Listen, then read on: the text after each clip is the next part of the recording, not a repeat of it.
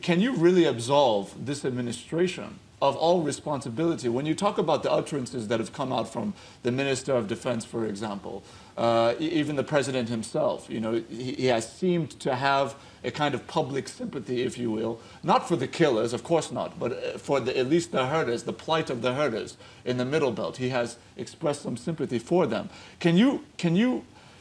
Is it not possible that if he had responded to the calls for a more diverse security team, that these kinds of body language issues, these kinds of distrust that we've seen on ethnic basis would not be there?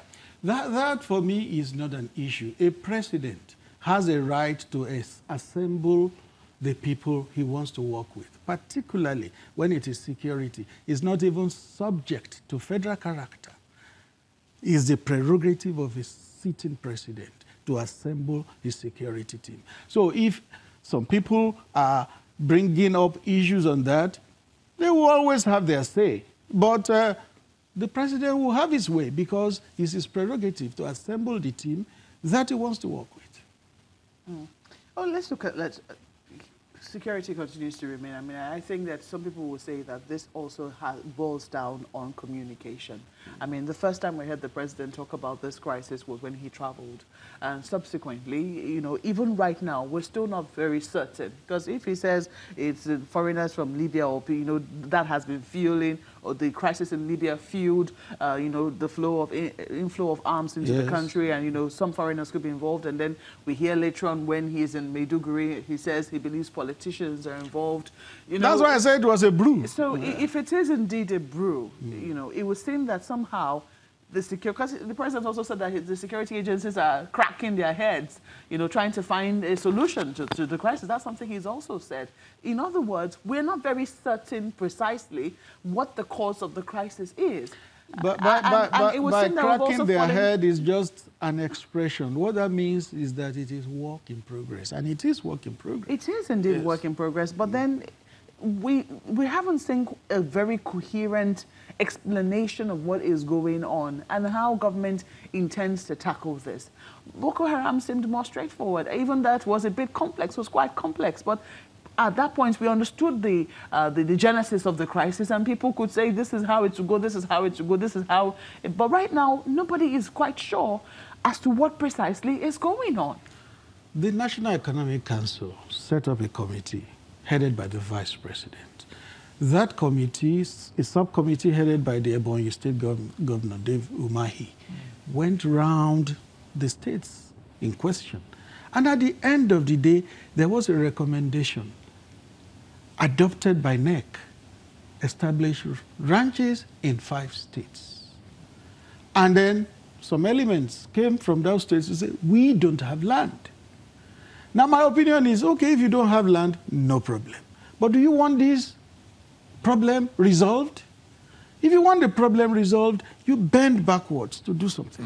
Mr. Adesina, just before we close the segment, I want to go into an issue that has been pretty like the kind of the elephant in the room for many Nigerians. Recently, we have seen a kind of deafening silence that seemingly grows more deafening by the day concerning the issue of the allegedly forged NYSC document of the Minister of Finance, Kemi Adeosun. We have heard from the NYSC some time back that they're doing an investigation, that they will come out with details. But that time the time just keeps going and going, and Nigerians are wondering, something like this should not take this long. Can you give us a sense of what is happening and what the perspective of the presidency is on this issue? The Minister for Information, Alhaji Lai Mohammed, spoke about this last week after the Federal Executive Council, that JAM, being an agency of government, NYSC being an agency of government, has spoken. And that is the position for now, until we hear from NYSC again. So I'd rather you ask the spokesman of NYSC this question. What about the minister herself? Shouldn't she be saying something? After all, the accusation that's why of forgery that's why you her. are media. You should also try to get word from her. Shouldn't you encourage her to speak? I mean, it's the duty of media to also go to ask her. As a former journalist, you know that if Not an a official former, does not... not a former, still a journalist. As a journalist, you would know that if an official does not make him or herself available, I mean, they can hide behind a lot of protocols if they desire to. But I will encourage you not to give up. Oh, you went?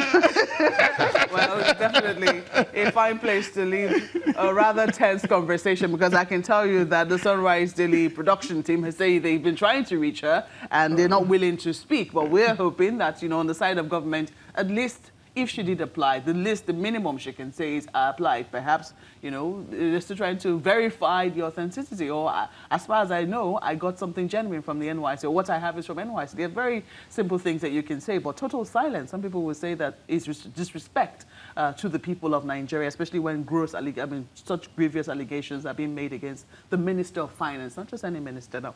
But we have to thank you most kindly for coming on Sunrise Daily this morning. Mr. Femi Adesina is Special Advisor to the President on Media and Publicity. The program will continue shortly. Please stay with us.